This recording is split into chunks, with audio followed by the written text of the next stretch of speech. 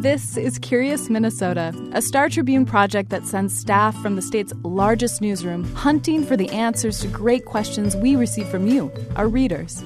Questions like, why does everyone love to hate Edina? How does Minnesota have so many Fortune 500 companies? What's the story behind Minnesota Nice? We're here to answer everything you want to know about the state's people, places, and culture.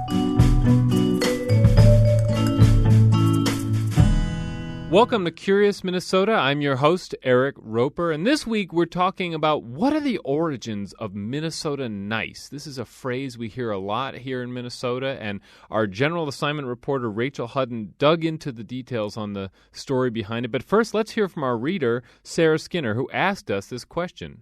So we moved here about 2 years ago, and right after we moved here, we got tickets for the Children's Theater, and they were doing a production of a new play they'd commissioned called The Abominables, and it was a play about Minnesota youth sports, and specifically hockey.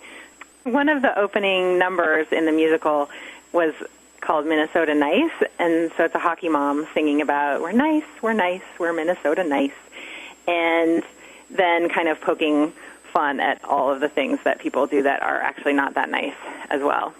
And I was sitting there in the audience thinking, like, what is this? What is this Minnesota Nice thing? I'd never heard of it before I moved here.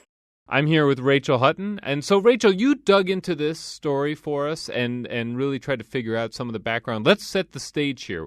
What is Minnesota Nice? What are we even talking about when people reference Minnesota Nice? Well, it's kind of a complex set of behaviors. Unfortunately, Eric, it's not as easy as it sounds. It sort of means different things to different people. Some people take it, very literally to be that Minnesotans are super nice. I mean, they're, polite and friendly, and they'll help you push your car out of a snowbank, that kind of thing.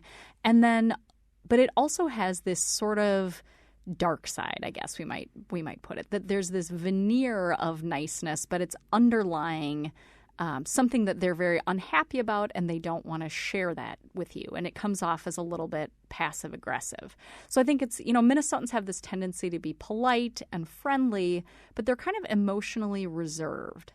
Okay, and like I think you referenced Fargo in here at once, and you said it's sort of like it's acting chipper even though you're mad enough to push somebody into a wood chipper. I thought that was a nice way of putting it. So you looked into sort of the background on this and where this comes from, and there were several theories that popped out, one of which sort of deals with the Scandinavian culture here in Minnesota and our Scandinavian roots. Talk about that a little bit. Sure. So Minnesota has more residents of Scandinavian ancestry than any other state. They make up roughly 30% of the population. And that Nordic influence is just everywhere. I mean, you see it from all the Johnson, Anderson, Nelson surnames. Also, the Vikings are our NFL team. So it really is a big influence here. So I talked to Professor Kari Lidor, who is the head of the Norwegian Language and Nordic Studies at St. Olaf College in Northfield, and she talked about how these Minnesota nice attitudes resemble the law of Jante, which is this concept that is described as sort of the rules for this fictional town set in the 1930s. So in this satirical novel, there's this town, and it has these laws. And number one is don't think that you're special. So you can kind of see where it might go from there. It's very much, the collective group is more important than you. Don't draw attention to yourself. Don't think you're anybody important. Okay. And I looked up one which is sort of similar to what you just said. It's you are not to think you are anything special. It's very, very direct, very blunt there. Okay. And so it's that Scandinavian culture and sort of and how it bled into our culture here in Minnesota. And Professor Lidor even said, in some of these Scandinavian languages, the construction of sentences is very passive. Like your boss might say to you, Eric, I had an idea that you should turn your story in this afternoon, rather than, Eric, I need that now, that kind of thing. So I think that communication style sort of crept in. Okay. All right. And so the second piece that you sort of looked into was the rural roots of Minnesota, which I would say is sort of also a Midwestern, this may apply in Iowa and some other places, but what was that about? Sure. Well, I think that Minnesota has a very agrarian history. And if you think about farmers out there, struggling, sort of this solitary existence that they're, living. They're battling nature, blizzards, that kind of thing, that they need to be on cordial terms with their neighbors, because if they get into trouble, if their plow breaks and they're trying to get their crops in before the snow flies, they're going to need some help here.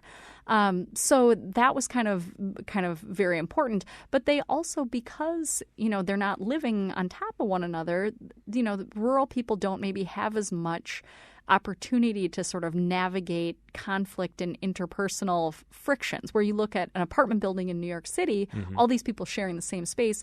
If your neighbor is being too noisy, you need to learn to go up and be direct about it. Mm-hmm. Okay. And so the third piece, which is about whether maybe this was a construct of, a popular, literary people like Garrison Keeler and others sort of painting a picture of Minnesota that maybe wasn't exactly the real story. Is that right? Mm-hmm. So, I looked long and hard, let me tell you, Eric, to try to find a study here. And if anybody knows of this, I'd be happy to hear about it, of, some sociology study that would sort of prove definitively that Minnesotans are, in fact, nicer than other people, or have this, this unique set of behaviors, and it's not, Iowans, it wouldn't apply to them, or North Dakotans, that kind of thing. I did not find anything. So I talked to a woman, Annette Atkins, who is a former professor, and she has written a lot about Minnesota history. And she sort of suggested that it came out of this Minnesota's era special kind of being promoted by some Minnesotan storytellers, Garrison Keeler being a big one with Prairie Home Companion, and Howard Moore, who wrote that book, How to Talk Minnesotan, that they were sort of trying to frame us as different in order to be something interesting to pay attention to, out here in flyover country. So, so that people would see us as, above average, as Keeler always liked to say. Mm-hmm. This is sort of the vibe that comes up in the conversations at the Chatterbox Cafe and Lake Wobegon and things like that. Okay, all right. Which I heard as a child on the East Coast, and always got this certain impression of what Minnesota was, which is not quite exactly what what maybe you see when you get here. Not that it's not at all like that, but it's just it's one side of the state. Now, former Minneapolis Mayor R.T. Ryback. Now, he had some great jokes in your story about Minnesota Nice. The first was Minnesotans will give you directions to anywhere but their house, which I've heard before is very funny. And the second one is, if you want to make a friend in Minnesota, go to kindergarten. It's also very funny. What was Ryback's take on this whole thing, this whole concept of Minnesota Nice? Well, he made a good point that I hadn't really considered, but I think definitely has some validity, talking about how the Twin Cities, he called it sort of a talent shed that draws people from rural areas all over the larger Midwest. So what's kind of unusual for an urban center of its size and sophistication is this idea that it's made up primarily of people whose parents, grew up on a small town, grew up in a farm, that kind of thing. So they're really only one or two generations removed from this sort of rural culture and mannerisms and behavior. So he made the point that, if you're in Shanghai, an urban center forever, people sort of adopt this certain level of anonymity. People won't give you eye contact in a busy, crowded space. Here in Minnesota, it's like, if you ride an elevator in downtown Minneapolis, it's going to be really awkward if the person next to you doesn't, say, how's the weather? What do you think of the Twins? That kind of thing. This was one of the most popular stories in this, Curious Minnesota series that we've done. Did you get a lot of feedback, or did you go through the comments and see? I imagine people have a lot of opinions about this. Yeah, people had some strong opinions.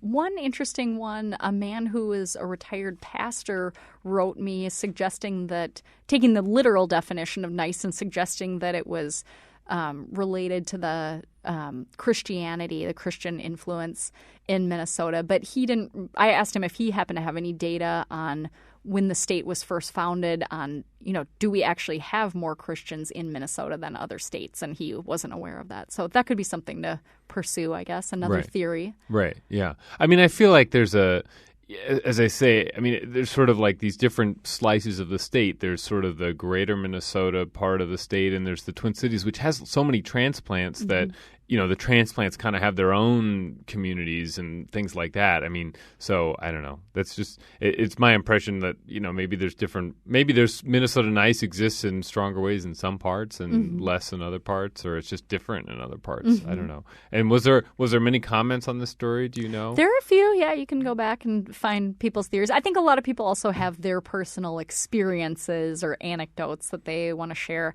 I know that Sarah Skinner had a really cute one where she said that she was at MSP Airport and she saw she was on a moving sidewalk and she saw a mom with a bunch of kids that were kind of squirrely and they were basically blocking the whole moving sidewalk.